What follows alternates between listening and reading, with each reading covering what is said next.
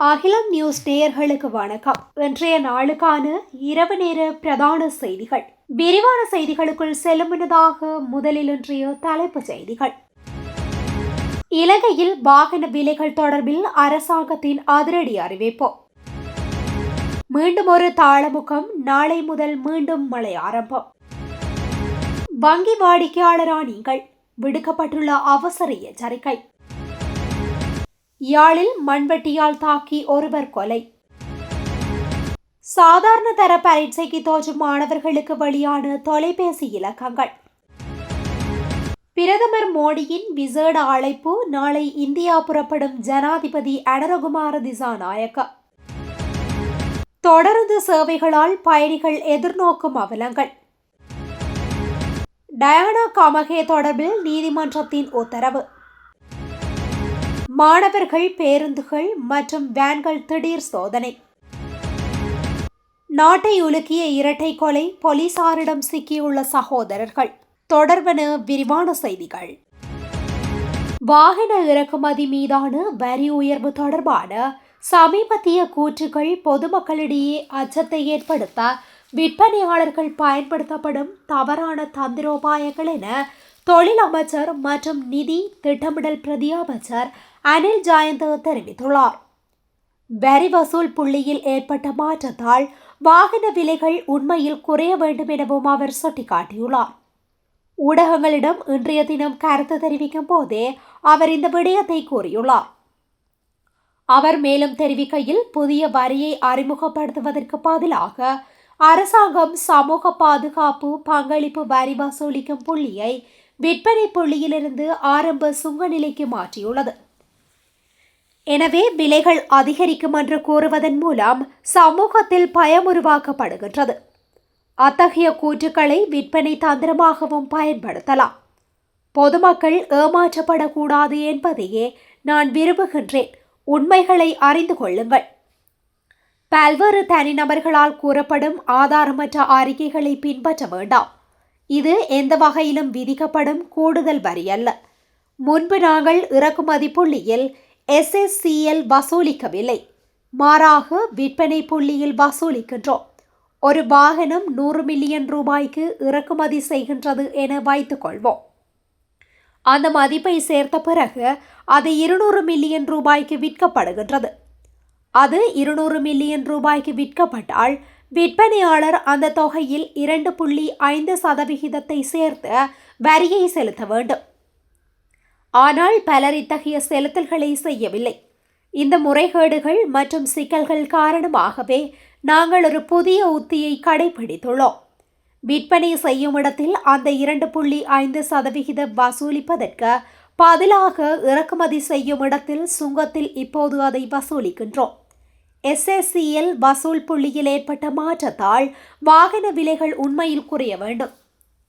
இந்த மாற்றத்தை எதிர்ப்பவர்கள் வரி செலுத்தாமல் இருந்தவர்கள். அவர்கள் இப்போது எதிர்க்கும் வரியை செலுத்தியிருந்தால் அவர்கள் 200 மில்லியன் ரூபாய்க்கு கூடுதல் மதிப்பில் அதை செலுத்த வேண்டியிருக்கும் என தெரிவிக்கப்பட்டுள்ளது. தெற்கு வங்காள விரிகுடாவில் காற்று சுழற்சி ஒன்று உருவாகியுள்ளதால் இனிவரும் நாட்களில் அது தாளமுகமாக மாறி வடக்கு வடமேற்கு திசை நோக்கி நகரும் என வானிலை ஆய்வாளர் பேராசிரியருமான நாகமுத்து பிரதீபராஜா தெரிவித்துள்ளார். இதன்படி பிப்ரவரி மாதத்தில் இத்தகைய தாளமுக நிகழ்வுகள் தோன்றுவது மிக அரிதாக இருப்பின், நாளை முதல் வடக்கு மற்றும் கிழக்கு மாகாணத்தின் பல பகுதிகளுக்கும் மழை கிடைக்க வாய்ப்பு உள்ளதாகவும் அவர் குறிப்பிட்டுள்ளார். இது தொடர்பில் தனது முகநூலில் அவர் இட்டுள்ள பதிவில், இந்த மழையானது எதிர்வரும் 24/2/2026 வரை தொடரவும் வாய்ப்புள்ளது. அதேவேளை ஊவா, மத்திய, வடமத்திய, மேல், சப்ரகமுவ மற்றும் தென் மாகாணங்களுக்கும் இம்மழை நாளை முதல் எதிர்வரும் 24/2/2026 வரை பரவலாக மழை கிடைக்கும் என எதிர்பார்க்கப்படுகின்றது.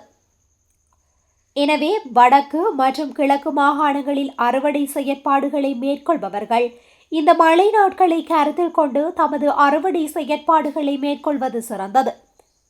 அதேவேளை ஏற்கனவே மழை கிடைத்து வரும் மத்திய, ஊவா, சப்ரகமுவ மாகாணங்களில் மழை தொடரும் வாய்ப்புள்ளதோடு நாளை முதல் மேற்குறிப்பிட்ட மாகாணங்களின் பல பகுதிகளிலும் கனமழை கிடைக்கும் வாய்ப்புள்ளதால் நிலச்சரிவு நிகழ்வுகள் தொடர்பில் மக்கள் அவதானமாக இருக்குமாறு எச்சரிக்கப்பட்டுள்ளனர். இந்நிலையில் நாளை முதல் எதிர்வரும் 24ஆம் திகதி வரையான காலப்பகுதியில் ஏனைய பகுதிகளை விட கிழக்கு, வடக்கு, ஊவா, மத்திய மாகாணங்கள் திரட்டிய மழை வீழ்ச்சி அதிகமாக கிடைக்கும் என்பதனால் இந்த மாகாணங்களின் குளங்கள் வான்பாயும் வாய்ப்புள்ளது. எனவே இது தொடர்பாகவும் மக்கள் அவதானமாக இருப்பது அவசியம் என எச்சரிக்கப்பட்டுள்ளது. இலங்கையில் வங்கி தொடர்பான மோசடி நடவடிக்கைகள் குறித்து தொடர்ச்சியான எச்சரிக்கைகள் வாடிக்கையாளர்களுக்கு வழங்கப்பட்டு வருகின்றன. அந்த வகையில் தற்போது வங்கிகள் தொடர்பான டிஜிட்டல் மோசடி நடவடிக்கைகள் கணிசமான அளவு உயர்ந்துள்ளதாகவும் இது தொடர்பில் விழிப்புடன் இருக்குமாறும் அறிவுறுத்தல் வழங்கப்பட்டுள்ளது.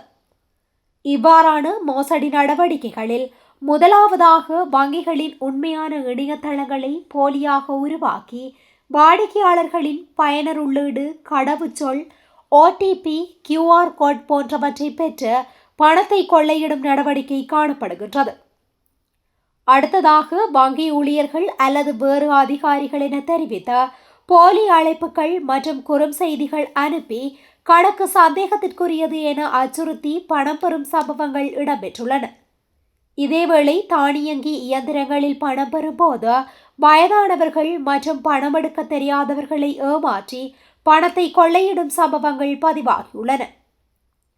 அதே நேரம் பெறுமதியான பரிசுகள் வழங்கப்படுவதாக தெரிவித்த அந்த பரிசுகளை பெற பணம் வைப்பிலிடுமாறு தெரிவித்து பணம் கொள்ளையடிக்கும் சம்பவங்களும், பரிசுகளை பெற லிங்கை அழுத்துமாறு தெரிவித்து தொடர்பாடல் சாதனங்களை ஹேக் செய்து வங்கி தரவுகளை பெற்று அதனை பயன்படுத்தி பண மோசடி சம்பவங்களும் பதிவாகியுள்ளன. யாழ்ப்பாணம் கோப்பாய் பிரிவிற்குட்பட்ட பகுதியில் பிரச்சனையில் ஒருவர் அடித்து கொலை செய்யப்பட்டுள்ளார். இந்த சம்பவம் இன்று பிற்பகல் இடம்பெற்றதாக தெரிவிக்கப்பட்டுள்ளது. இவ்வாறு உயிரிழந்தவர் கோப்பாய் ஆசிரிய கலாசாலை வீதியில் வசிக்கும் 59 வயதுடையவர் என்றும் தெரிவிக்கப்பட்டுள்ளது. போக்குவரத்து பாதை தொடர்பாக ஏற்பட்ட வாய்த்தர்க்கம் பின்னர் கைகலப்பாக மாறியுள்ளது. இதன்போது மேற்கொள்ளப்பட்ட தாக்குதலில் மேற்படி நபர் மண்வெட்டியால் தாக்கப்பட்டு சம்பவ இடத்திலேயே உயிரிழந்துள்ளார் என்று போலீசாருக்கு தகவல் வழங்கப்பட்டுள்ளது. இது தொடர்பிலான மேலதிக விசாரணைகளை கோப்பாய் போலீசார் முன்னெடுத்துள்ளதுடன் இந்த கொலை சம்பவம் தொடர்பாக நீதவானின் கவனத்துக்கு கொண்டு செல்லப்பட்டுள்ளதாகவும் கூறப்படுகின்றது. 2025-26 கல்வி பொதுத்தராதர சாதாரண தர பரீட்சை நாளை ஆரம்பமாக உள்ள நிலையில் ஏதேனும் அவசர அனர்த்தம் ஏற்பட்டால் எடுக்க வேண்டிய அனைத்து நடவடிக்கைகள் குறித்தும் சம்பந்தப்பட்ட தரப்பினருடன் சிறப்பு திட்டம் வகுக்கப்பட்டுள்ளதாக அனர்த்த முகாமைத்துவ நிலையத்தின் பணிப்பாளர் பிரதீப் கொடிப்பிலி தெரிவித்துள்ளார். இன்று நடைபெற்ற ஊடகவியலாளர் சந்திப்பில் உரையாற்றும் போதே அவர் இவ்வாறு தெரிவித்தார். சாதாரண தர பரீட்சைக்கு தோற்றும் மாணவர்கள் பரீட்சை மையங்களை அடைய முடியாவிடினும் அல்லது பரீட்சைக்கு செல்வதில் ஏதேனும் சிரமம் ஏற்பட்டாலும் அனர்த்த முகாமைத்துவ மத்திய நிலையத்தை தொடர்பு கொள்ள நேரடி தொலைபேசி எண்கள் அறிமுகப்படுத்தப்பட்டுள்ளதாகவும் அவர் கூறினார். அதன்படி 117 அல்லது 1911 என்ற தொலைபேசி எண்களுக்கு மேலதிகமாக மேலும் 4 எண்கள் அறிமுகப்படுத்தப்பட்டுள்ளன.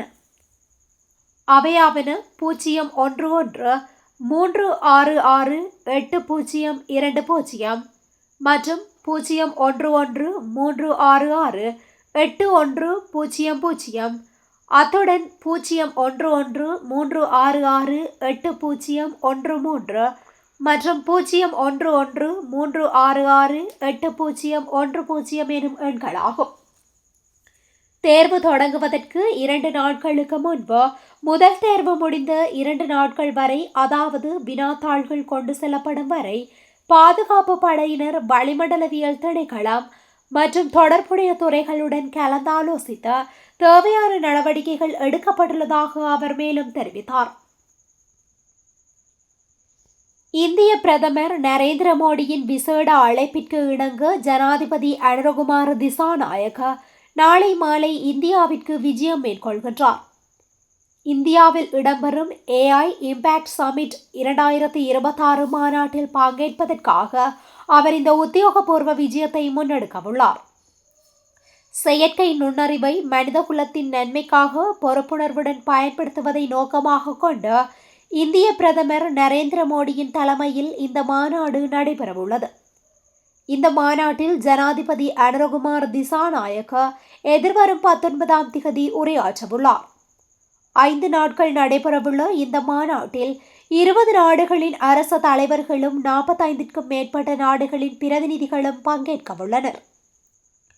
அத்துடன் செயற்கை நுண்ணறிவு தொழில்நுட்பத்தின் எதிர்கால முன்னெடுப்புகள் மற்றும் உலகளாவிய சவால்களை முறியடிக்க அதனை எவ்வாறு பயன்படுத்தலாம் என்பது குறித்து இங்கு விரிவாக கலந்துரையாடப்படவுள்ளது. இந்த இந்திய விஜயத்தின் போது ஜனாதிபதி இந்திய பிரதமர் நரேந்திர மோடி உள்ளிட்ட பல நாட்டு தலைவர்களுடன் இருதரப்பு பேச்சுவார்த்தைகளை நடத்தவுள்ளார் என அறிவிக்கப்பட்டுள்ளது. தொடருந்து திணைக்களம் முன்பு தினமும் இயங்கி வந்த சுமார் 360 தொடருந்து சேவைகளில் தற்போது சுமார் 150 தொடருந்து சேவைகள் மட்டுமே இயங்குவதாக சுயாதீன தொழிற்சங்க ஒன்றியம் தெரிவித்துள்ளது.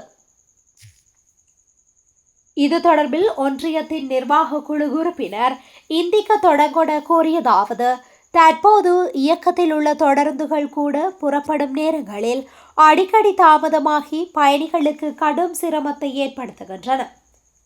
பல பயணிகள் தொடருந்து நிலையங்களிலிருந்து வீடு திரும்புவதற்காக பேருந்து உள்ளிட்ட மாற்று போக்குவரத்து வசதிகளை இலக்கு வைத்தே தொடருந்தில் பயணிக்கும் கட்டாயத்தில் உள்ளனர். உதாரணமாக நேற்று கொழும்பு கோட்டை தொடருந்து நிலையத்திலிருந்து புறப்பட்ட மகவ தொடருந்து 54 நிமிடங்கள் தாமதமாக புறப்பட்டது. இத்தகைய தாமதங்கள் தற்போது வழக்கமான ஒன்றாக மாறிவிட்டது. இந்த நிலைமை தொடர்ந்து நிர்வாகத்தின் செயல்திறன் குறைபாட்டை வெளிப்படுத்துவதாக தொடங்கொட இதன்போது குற்றம் சாட்டியுள்ளார். தேவையான என்ஜின்களை வழங்கும் திறனிருந்தும் பயணிகளை கருத்தில் கொள்ளாமல் தினசரி தொடருந்துகள் தாமதப்படுத்தப்படுகின்றன.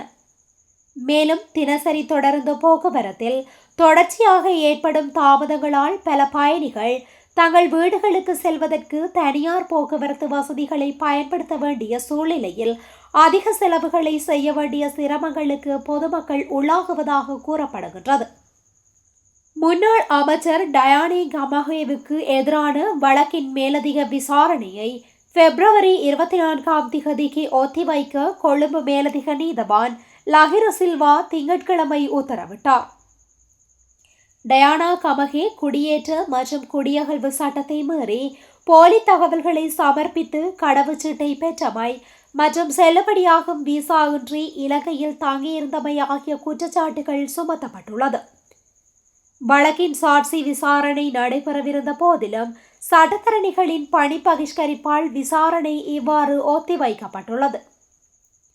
2014ஆம் ஆண்டு ஜனவரி மாதம் 20ஆம் திகதி அல்லது அதற்கு அண்மித்த தினமொன்றில் பத்ரமுல்லையில் வைத்த எண் 50 19 13 86 எனும் இலக்கமுடைய கடவுச்சீட்டை பெற்றுக்கொள்வதற்காக விண்ணப்பத்தை சமர்ப்பித்தமை மற்றும் செல்லுபடியாகும் விசா இன்றி இலங்கையில் தங்கியிருந்தமை ஆகிய குற்றச்சாட்டுகளின் கீழ் டயானா கமகேவிற்கு எதிராக குற்றப்புலனாய்வு திணைக்களத்தினால் வழக்கு தாக்கல் செய்யப்பட்டுள்ளது.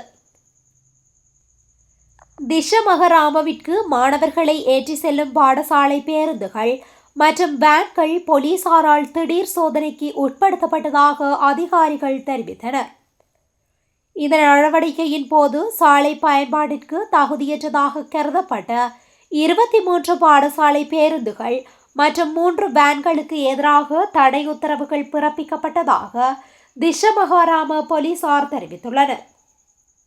இந்த நடவடிக்கையின் போது மொத்தம் 29 வாகனங்கள் பரிசோதிக்கப்பட்டதாகவும் அவற்றில் 26 வாகனங்கள் சாலைக்கு தகுதியற்ற நிலையில் இருப்பதாக கருதப்பட்டதாகவும் போலீசார் குறிப்பிட்டனர்.